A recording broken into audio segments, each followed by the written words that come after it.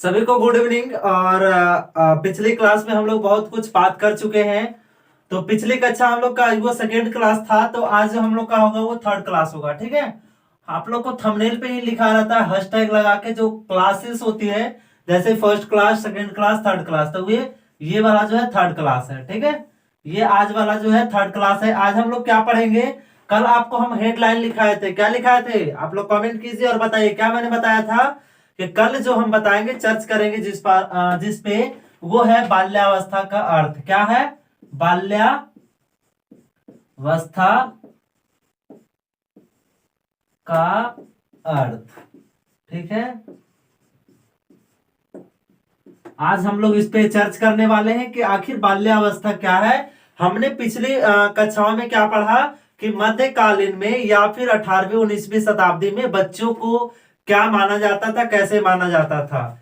वहां तक हम लोग को सारा कंप्लीट हो रखा था। आज हम लोग क्या आएंगे कि बाल्यावस्था का अर्थ, यानी बाल्यावस्था क्या है।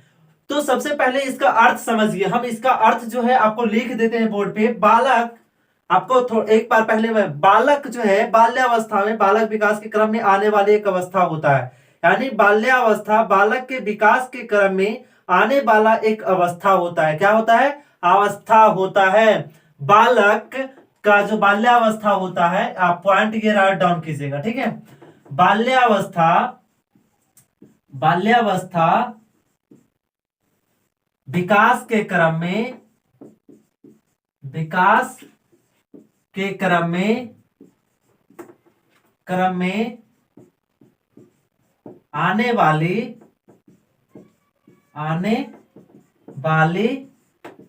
एक क्या है? अवस्था है। ठीक है, सिंपल सा अगर क्वेश्चन आपको डालता है कि बाल्यावस्था का अर्थ क्या है, तो सिंपल सा एकदम 2 लाइन में अगर हम चाहें तो इसका सटीक, मान लीजिए कि सटीक आंसर दे सकते हैं। अब इसका विस्तार करना तो बहुत कुछ हम विस्तार कर सकते हैं। बोलते हैं आप लोगों, बाल्यावस्था विकास के क्रम में आने वाली एक अवस्था है। हमारा क्या है? बाल्यावस्था के पहले हमारा क्या था? शैशवावस्था था। और इसके बाद की जो अवस्था हमारी है बाल्यावस्था, और बाल्यावस्था के बाद की जो अवस्था आएगी वो हमारा किशोरावस्था होगा। तो अभी जो हमारा है बाल्यावस्था का अर्थ में कि बाल्यावस्था वो अवस्था है जो कि विकास के क्रम में आने वाली एक अवस्था है, जो कि शैशवावस्था के बाद आरंभ होती है, या फिर शैशवावस्था के बाद आने वाली अवस्था है, जो कि शैशवावस्था, क्या? शैशवावस्था शैशवावस्था के बाद आने वाली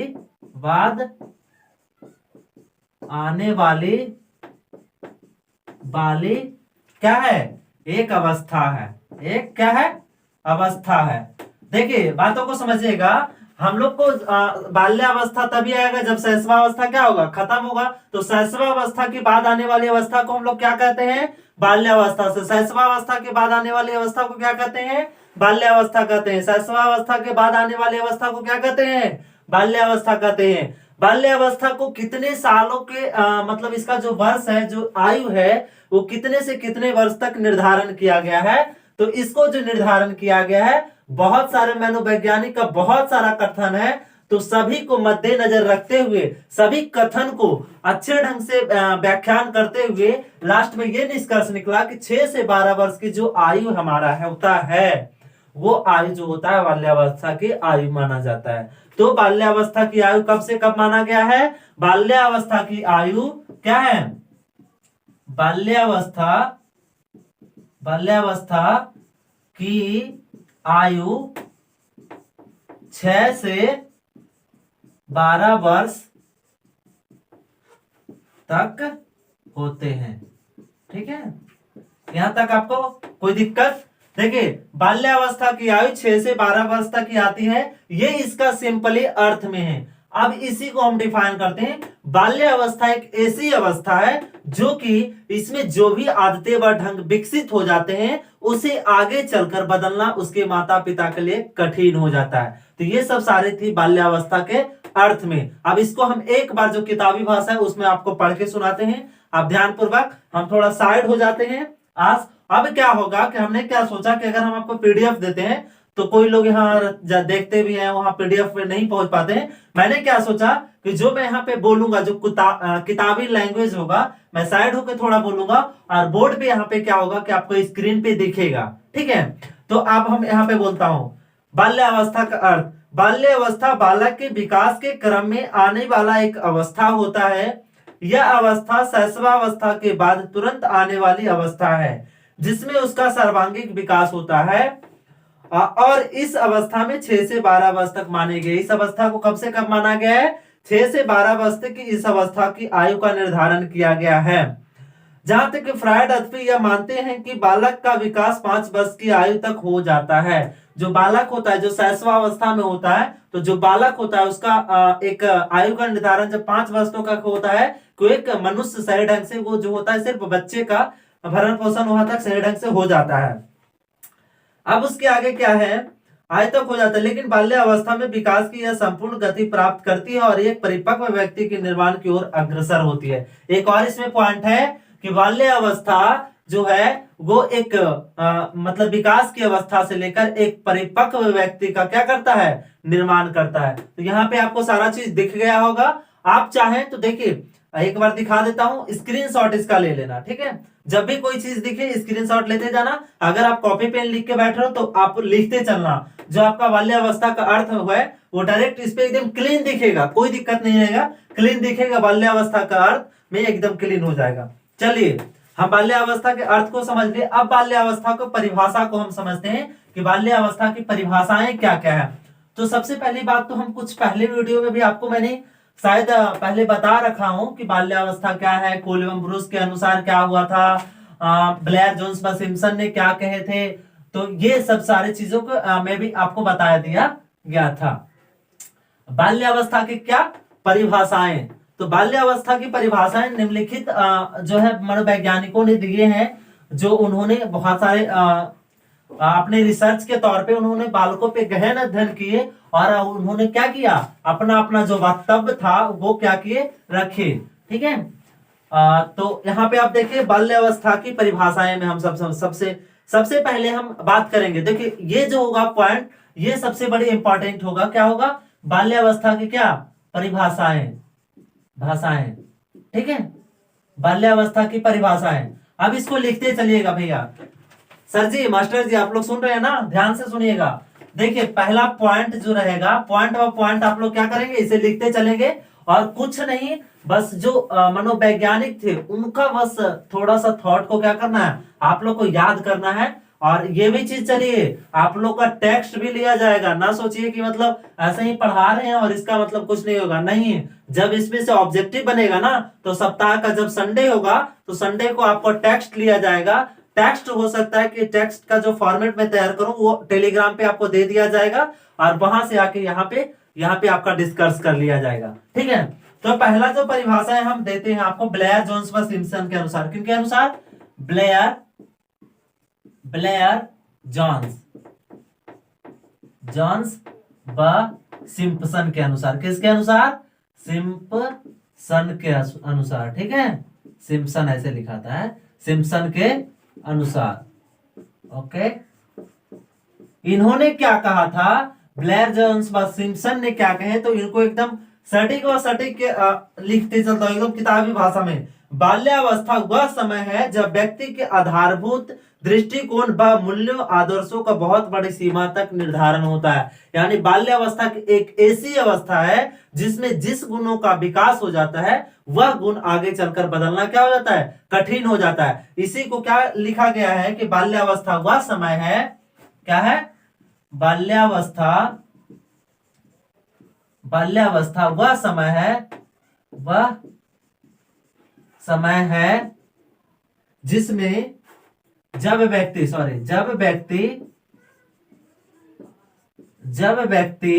के आधारभूत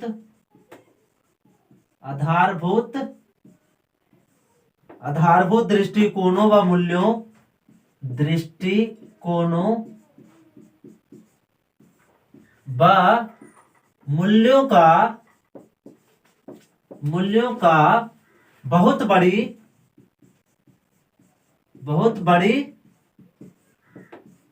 सीमा तक क्या होता है, सीमा तक निर्धारण होता है। ठीक है, देखिए ये इंपॉर्टेंट है, इसको लिख लीजिए या फिर स्क्रीनशॉट ले लीजिए। मैं साइड हो गया, यहाँ पे ले लीजिए अगर आप चाहते हैं, या फिर लिखिए फटाफट।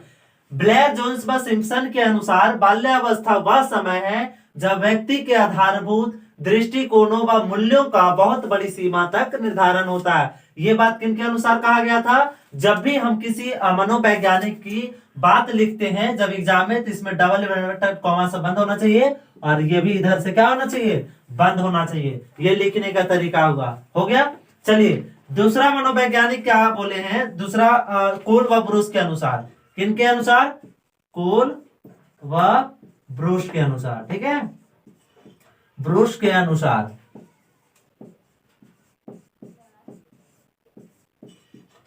कोल व ब्रूस ने कहे थे कि बाल्यावस्था को जीवन का अनोखा काल है। कोल व ब्रूस का बहुत ही छोटा मतलब ये था, उन्होंने कहा कि बाल्यावस्था क्या है, जीवन का सबसे अनोखा काल है।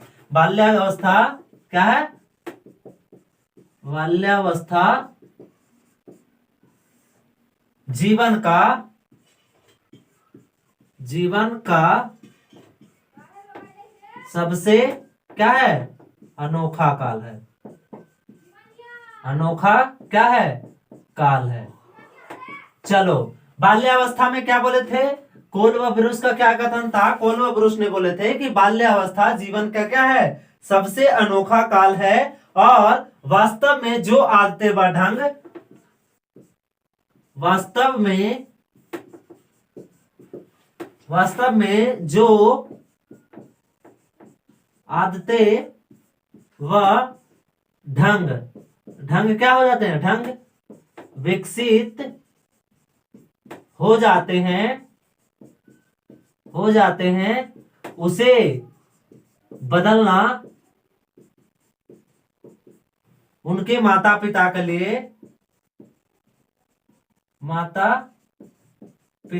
लिए कठिन होता है। क्या होता है? कठिन होता है। समझ आया? अब देखिए इसको हम पढ़ के सुनाते हैं। कोल व ब्रूस ने कहे थे कि बाल्यावस्था जीवन का सबसे अनोखा काल है। जो आदतें वह ढंग इस अवस्था में विकसित हो जाता है, उसे उनके माता पिता को बदलना क्या हो जाता है, मुश्किल हो जाता है। किनके कथनानुसार थे? किनके कथनानुसार? कोल व ब्रूस के कथनानुसार था कि बाल्यावस्था में जो आदतें व ढंग विकसित हो जाते हैं, उनको आगे चलकर बदलना उसके माता पिता के लिए क्या हो जाता है, कठिन हो जाता है। दो हो गया, थोड़ा साइड हो जाता हूं। चलिए फटाफट स्क्रीनशॉट लीजिए, लिखना है लिख लीजिए। चलिए हुआ। अब आगे बढ़ते हैं। तीसरे नंबर पे कौन मनोवैज्ञानिक है उनको देखते हैं, उनका विचार क्या था उनको भी समझते हैं हम लोग। ठीक है, पॉइंट व पॉइंट आप लोग डील करते चलेंगे। जो चीजें समझ में नहीं आएगी, बहुत सारी आपको सुविधाएं मैं दे रखा हूं, व्हाट्सएप का नंबर दे रखा हूं, टेलीग्राम चैनल आपका खुला है, और यहाँ पर तो आप कमेंट करने के लिए आजादी में जी रहे हैं। और लगभग स्टूडेंट का मैं क्या करता हूं, जवाब शायद व शायद दे देता हूं। शायद वैसे इंसान होंगे शायद जिसको मैं नहीं दिया हूंगा, आप एक बार जरूर और दोबारा कमेंट कर लिया कीजिएगा। हो सकता है क्या कि जब हमारी डाटाएं ऑफ होती है, आपकी थोड़ी लेट से आती है मैसेज, और उस चीजों को हम क्या करते हैं, पढ़ नहीं पाते हैं साहब। अब चलिए अगला किनके अनुसार है? अगला है किलपैट्रिक के अनुसार। देखिए 3-4 मनोवैज्ञानिक को हमको लिखाना है, किसके अनुसार? किलपैट्रिक के अनुसार। किलपैट्रिक के अनुसार। ठीक है, किलपैट्रिक महोदय क्या कहे थे इनके बारे में थोड़ा सा हम सुनते हैं। बाल्यावस्था जीवन का निर्माण काल है। बहुत ही सुंदर और बहुत ही सटीक में जवाब दिए। इन्होंने सिर्फ कहा कि बाल्यावस्था है जो कि स्वर्णिम आयु के रूप में एक सुंदर काल है। उन्होंने क्या कहा? बाल्यावस्था जीवन का निर्माण काल है। बाल्यावस्था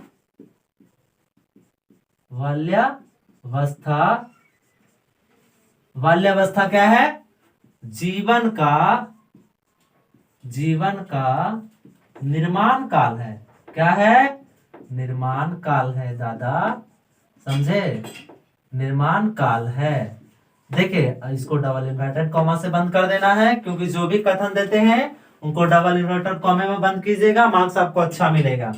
अब एक और बच गए हैं कपूर स्वामी के अनुसार। किसके अनुसार? कपूर स्वामी, कुप्पू स्वामी, कुप्पू स्वामी। बहुत सारे मनोवैज्ञानिक ने दिए थे, ठीक है, उतना का नाम याद रखना थोड़ा मुश्किल बन जाता है। कुप्पू स्वामी के अनुसार आप लोग क्या कीजिएगा, बस इसको ध्यान में रखना है। बाकी तो एग्जाम में कैसे लिखना है, एग्जाम का टाइम आप लोग रेगुलर रहिएगा, उसमें बताया जाएगा कि एग्जाम में आपको अच्छा मार्क्स कैसे आएगा। इस अवस्था में बालक में अनोखे परिवर्तन, उन्होंने कहा इस अवस्था में बालक का इस अवस्था में बालक का अनोखे परिवर्तन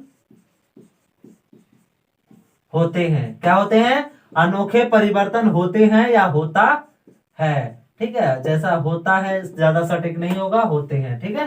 डबल इन्वर्टेड कॉमा से बंद कीजिए। देखिए किलपैट्रिक के अनुसार उन्होंने बोला कि बाल्यावस्था जीवन का निर्माण काल है। वास्तविक में अगर हमारा बाल्यावस्था सही नहीं होगा तो हमारा आगे की जो अवस्था आएगी वो सही ढंग से नहीं हो पाएगी, हमारी सारी चीज प्रभावित हो जाएंगे। इसके बाद हम लोग जो प्रभावित करने वाले कारके पढ़ेंगे उसमें सारी चीजों का क्या हो जाएगा, क्लियर हो जाएगा।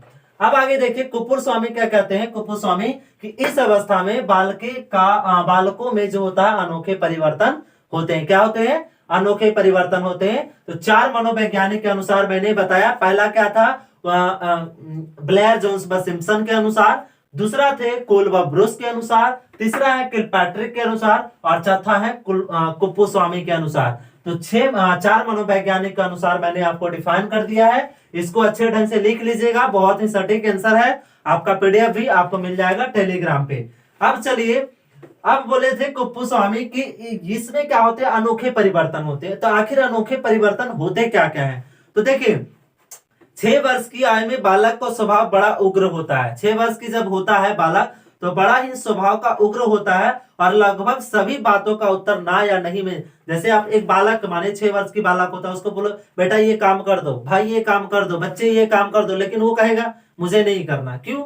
तो उसमें क्या होता है, स्वभाव जो होता है उसका उग्र होता है। 7 वर्ष की आयु में वह उदासीन होता है और अकेला रहना पसंद करता है। जब वो 7 वर्ष की आयु में होता है तो अनेकों चीज को सीख जाता है, खेलने के लिए भी सीख जाते हैं बहुत सारे जैसे कि अभी डिजिटल कोर्स चल रहे हैं, कहने का मतलब है कि ऑनलाइन सारी फैसिलिटी आपको मिल रही है, तो बच्चे लोग क्या हो गए, अकेला ज्यादा रहने लगे हैं। तो वही हुआ, 7 वर्ष की आयु में बच्चे उदासीन होते हैं और अकेले रहना पसंद करता है। 8 वर्ष की आयु में उसे अन्य बालकों से सामाजिक संबंध स्थापित करने की भावना बहुत प्रबल हो जाती है। जब वो 8 वर्ष की आयु में आता है तो उसे लगता है कि हमारा मित्र होनी चाहिए, और समझ रहे हैं क्या होना चाहिए, मित्र होना चाहिए। चलिए वो चीज आप लोग समझते रहे, मित्र होना चाहिए, दोस्त होना चाहिए, घर से बाहर का, हम समाज में थोड़ा घुल मिल सके, ये सब सारी चीजों का उसमें क्या हो जाता है, विकास हो जाता है। 9 से 12 वर्ष तक की आयु में विद्यालय में उसके लिए आकर्षण नहीं रह जाता है। जब बालक 9 से 12 वर्ष का हो जाता है, कितना? जब बालक 9 से 12 वर्ष का हो जाता है तो उसमें विद्यालय आकर्षण नहीं रह जाता है, विद्यालय आकर्षण नहीं रह जाता है, ठीक है, आकर्षण जो है नहीं रह जाता है, रह जाता है, ठीक है। जब बालक क्या होता है, 9 से 12 वर्ष में जाता है तो बालक का मन करता है कि अब मैं स्कूल नहीं जाऊं, मैं पढ़ाई ना करूं। तो 6 से 12 वर्ष तक की जो अवस्थाएं हैं, क्यों अनुसार इसमें जो बालक इन्होंने जो बोले थे कि अनोखे परिवर्तन होते हैं, तो 6 वर्ष की आयु में क्या हुआ बालक, 6 वर्ष की आयु में बालक जो होता है वो लगभग सभी बातों को ना या नहीं में जवाब देता है। जब वो 7 वर्ष की आयु में होता है तो वो उदासीन होता है। जब वो 8 वर्ष की आयु में आता है तो उसमें क्या होता है कि अनोखी चीजें, वो समाज में घुल मिल जाता है, या फिर उसमें दोस्ती की भावनाएं आने लगती, दोस्तों को, चीजों को समझने लगता है। जब वो 9 से 12 वर्ष की आयु होता है तो वो स्कूली संबंध से भूल जाता है, स्कूली में उसका आकर्षण नहीं बच जाता है। यहाँ पे उसको दिखा देता हूं उदाहरण सहित, आपको यहाँ पे देख लेना, स्क्रीनशॉट ले लो। चलिए अब हम लोग समझेंगे आगे जो है इसका टॉपिक बाल्यावस्था। अब बाल्यावस्था को पूरी तरह समझते हैं, ठीक है। बाल्यावस्था को जो है हम लोग 2 भागों में बांटेंगे। तो बाल्यावस्था के 2 भाग कौन कौन से होंगे उसको भी हम लोग थोड़ा सा समझेंगे और देखेंगे कि बाल्यावस्था को 2 भाग में कैसे डिवाइड हुआ है, नहीं हुआ। देखिए बाल्यावस्था को भी क्या कर दिया गया है, दो भागों में बांट दिया गया है। क्योंकि हमारा जो बाल्यावस्था है तो कोई जरूरी नहीं कि हम 6 से 12 वर्ष की उम्र में एक ही साथ चल सकते हैं। इसको हम दो भागों में बांटते हैं और इसको ध्यान से समझिएगा, बहुत ही इंपॉर्टेंट क्वेश्चन है। और यहाँ से आपका क्वेश्चन, ये जो है बाल्यावस्था का आप चैप्टर पढ़ रहे हैं, इसमें 10 नंबर का क्वेश्चन फिक्स रहता है। 10 नंबर का जो क्वेश्चन रहता है फिक्स रहता है भैया। अगर मास्टर साहब अगर ये चैप्टर जो है ना, अगर बाल्यावस्था का और वृद्धि की विकास की अगर पढ़ लेते हैं तो आपका सीटेट के लिए भी और यहाँ भी जो है एकदम मस्त हो जाएगी और एग्जाम के लिए भी एकदम फिक्स हो जाएगा, जो भी नंबर आपके रहेंगे और अच्छे से आप समझ पाएंगे चीजों को। तो चलिए इसको दो भागों में बांटा गया है। एक हमारा है पूर्व बाल्यावस्था। क्या है? पूर्व बाल्यावस्था। एक हमारा है पूर्व बाल्यावस्था और पहला हमारा है पूर्व बाल्यावस्था और दूसरा हमारा क्या है? उत्तर बाल्यावस्था। क्या है? उत्तर बाल्यावस्था। ठीक है। अब देखिए हमारा जो बाल्यावस्था थी इसकी आयु कितना माना गया? इसकी आयु जो था 6 से 12 वर्ष की आयु माना गया। ठीक है, 6 से कितना वर्ष? 6 से 12 वर्ष माना गया। तो 6 से 12 वर्ष को दो भागों में बांटा गया। पहला पूर्व बाल्यावस्था। पूर्व बाल्यावस्था की जो आयु निर्धारण किया गया 6 से 9 वर्ष लिया गया। कितना लिया गया? 6 से 9 वर्ष लिया गया। कितना? पूर्व बाल्यावस्था का। वहीं हम जो है उत्तर बाल्यावस्था का 9 से 12 वर्ष क्या हुआ? इसका आयु निर्धारण हुआ। कितना वर्ष से कितना वर्ष? 9 से 12 वर्ष की आयु निर्धारण हुआ। बाल्यावस्था को दो भागों में बांटा गया। पहला जो है पूर्व बाल्यावस्था और दूसरा जो है उत्तर बाल्यावस्था। पहला को 6 से 9 वर्ष तक रखा गया और दूसरा को 9 से 12 वर्ष तक रखा गया। अब यहां से क्वेश्चन आएगी कि उत्तर बाल्यावस्था की आयु क्या है या कितना से कितना निर्धारण किया गया? पूर्व बाल्यावस्था की आयु कितना से कितना निर्धारण किया गया? तो आप सटीक सा जवाब देंगे कि जो पूर्व बाल्यावस्था है उसका आयु निर्धारण 6 से 9 वर्ष किया गया है और उत्तर बाल्यावस्था जो है उसका आयु का निर्धारण कितना से कितना किया गया? 9 से 12 वर्ष किया गया है। और बाल्यावस्था की आयु का जो निर्धारण किया गया है वो 6 से 12 वर्ष किया गया। आई होप ये यहां तक समझ में आया। अब आगे इसका हम पढ़ेंगे कि अब उत्तर बाल्यावस्था में जो है और पूर्व बाल्यावस्था के दोनों की कुछ विशेषताएं हैं। ठीक है, तो पूर्व बाल्यावस्था की विशेषताएं की पहले बात करते हैं। ठीक है, तो पूर्व बाल्यावस्था की पहली विशेषता है, इसमें प्राथमिक विद्यालय की आयु का नाम दिया गया है। क्या दिया गया है? प्राथमिक विद्यालय। विद्यालय की आयु बोला जाता है। ठीक है, ध्यान से समझिएगा। प्राथमिक विद्यालय की आयु बोला गया किस अवस्था को? पूर्व बाल्यावस्था को। दूसरा में क्या बोला गया है? बच्चों को इस अवस्था में कुछ कौशलों का अर्जन करना पड़ता है। दूसरा में क्या करना पड़ता है? कौशलों को क्या करना पड़ता है? कौशलों का अर्जन करना पड़ता है।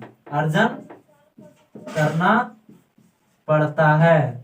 ठीक है, अब एक शब्द यहां पे आया कि कौशल क्या है।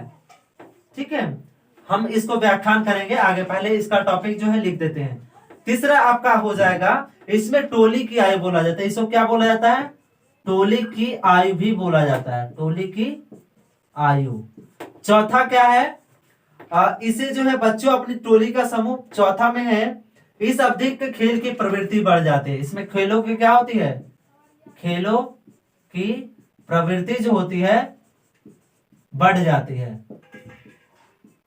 देखिए इसकी कुछ विशेषताएं क्या है? पूर्व बाल्यावस्था की विशेषताएं क्या है कि बच्चे जो होता है प्राथमिक विद्यालय की आयु भी कहा जाता है इस अवस्था को। अब यहाँ पे देखिए ऑब्जेक्टिव किस तरह बनेगा, कहेगा किस अवस्था को प्राथमिक विद्यालय की आयु बोला जाता है? किसको बोला जाता है? पूर्व बाल्यावस्था को। कौशलों का अर्जन किस अवस्था में पहले पहले करना होता है? तो कौशलों का अर्जन जो होता है पूर्व बाल्यावस्था में सबसे पहले किया जाता है। टोली की आयु किसे बोला जाता है? तो टोली की आयु किसके बोलते हैं? पूर्व बाल्यावस्था को। खेलों की प्रवृत्ति का जो है निर्धारण किसमें सबसे पहले होता है? तो पूर्व बाल्यावस्था में होता है। आपको समझ आया यहाँ तक? क्या था? प्राथमिक विद्यालय की आयु पूर्व बाल्यावस्था को बोलते हैं। कौशलों का अर्जन सबसे पहले पूर्व बाल्यावस्था में होता है। टोली की आयु पूर्व बाल्यावस्था को कहा जाता है और खेलों की प्रवृत्ति जो होता है पूर्व बाल्यावस्था में सबसे पहले आता है। एक बोले थे यहाँ पे कि कौशल। कौशल का अर्थ क्या है? तो कौशल का तात्पर्य समझिए। कौशल यानी कि जिस विधि से हम पढ़ा रहे हैं, हम लोग जब आगे ट्रेनिंग, हम जब लोग माइक्रो टीचिंग बनाएंगे, जब हम लोग को असाइनमेंट बनाने के लिए दिया जाता है आप लोगों को, तो उसमें आएगा कि एक होता है प्रस्तावना कौशल, ठीक है, प्रस्तावना कौशल, व्याख्यान कौशल, श्यामपट्ट कौशल। अभी जो मैं कार्य कर रहा हूं कौन सा कौशल है, व्याख्यान कौशल के साथ साथ हम श्यामपट्ट कौशल का कार्य कर रहे हैं, ठीक है। तो हमारा ये होता है कौशल, क्या यानी जिस विधि का हम जो प्रयोग करते हैं या फिर जिस विधि का प्रयोग करके कोई चीज हम सीखते हैं उसे ही हम कौशलों का नाम दे पाएंगे, ठीक है। अब यहाँ पे था किसका, पूर्व बाल्यावस्था का था। अब दूसरा का अब बताते हैं कि उत्तर बाल्यावस्था की कुछ विशेषताएं क्या क्या है, ठीक है। अब इसको हम समझ लेते हैं, उत्तर बाल्यावस्था को। उत्तर बाल्यावस्था की विशेषताएं किसकी, उत्तर बाल्यावस्था, ठीक है। उत्तर बाल्यावस्था की जो आयु का निर्धारण किया गया था वो 9 से 12 वर्ष तक की आयु निर्धारण किया गया है। तो इसमें पहला जो पॉइंट है इसकी विशेषताएं के समान खेल कूद आवश्यक शारीरिक शिक्षा, यानी सामान्य जो होता है खेलकूद क्या होता है, सीख लेता है, खेलकूद सीख लेता है, ठीक है। यानी कि उसे हॉकी फुटबॉल ये सब चीजों का थोड़ी नॉलेज हो जाती है कि किस विधि के अनुसार खेला जाता है, किस विधि के अनुसार नहीं खेला जाता है, ये सब सारी चीजों का नॉलेज हो जाता है। भौतिक एवं सामाजिक वास्तविकताओं को अपने ज्ञान में संगठित करता है, यानी ज्ञान अर्जन करना लगता है। क्या करता है, ज्ञान अर्जन करता है, ज्ञान अर्जन, ठीक है, अर्जन करने लगता है, करने लगता है। चलिए तीसरी इसके विशेषताएं में क्या है कि मित्रों साथियों के साथ ठीक से कार्य करना सीख लेता है, मित्रों और सहपाठियों के साथ ठीक से घुल जाता है, घुल क्या करता है, जाता है, ठीक है। ये 3 पॉइंट। चौथा पॉइंट में हम लिख सकते हैं कि स्वयं के प्रति बढ़ते प्राणी के रूप में समग्र अभिवृत्ति या स्वतंत्र आत्मनिर्भर व्यक्ति बनना चाहता है। और ये क्या होता है, स्वावलंबी भी हो जाता है, स्वावलंबी, ठीक है। ये जो होता है स्वावलंबी, इसको बोल सकते हैं आत्मनिर्भर। आत्मनिर्भर जब हम वो पढ़ेंगे, लेसन प्लान बनाएंगे, तो उसमें एक आता है हमारा समान उद्देश्य। क्या आता है, समान उद्देश्य, यानी कि आपका बच्चों का जो आपका टीचिंग पेपर है उसमें बच्चों को आप पढ़ा रहे हैं तो आपका समान उद्देश्य क्या है। तो देखिए, हम अगर आपको पढ़ा रहे हैं तो हमारा समान उद्देश्य क्या है कि हम बच्चों को आत्मनिर्भर बनाएं, बच्चों को अच्छी शिक्षा दे सकें, बच्चों को भौगोलिक ज्ञान दे सकें, बच्चों को इसके विषय के प्रति रुचि उत्पन्न कर सके। ये क्या होती है, सामान्य जो होते हैं उद्देश्य में आता है, ठीक है। तो ये सब सारी चीजें आ जाएगी हमारा, कहाँ पे आ जाएगी, जब हम लोग लेसन प्लान कंप्लीट आपको लोग का कराएंगे। तो यहाँ पर इसका है, यहाँ पे भी आप लिखना चाहते हैं तो लिख लीजिए, और या फिर स्क्रीनशॉट लेना चाहते हैं स्क्रीनशॉट लीजिए। हालांकि जिस समय मैं दिखाऊंगा उस समय सेटअप करने की कोशिश कर दूंगा, हर एक चीजों को मैं पूरी तरह से बारीकी से आपको दिखाता चल रहा हूं। चलिए अगला क्या है कि बाल्यावस्था की विशेषताएं।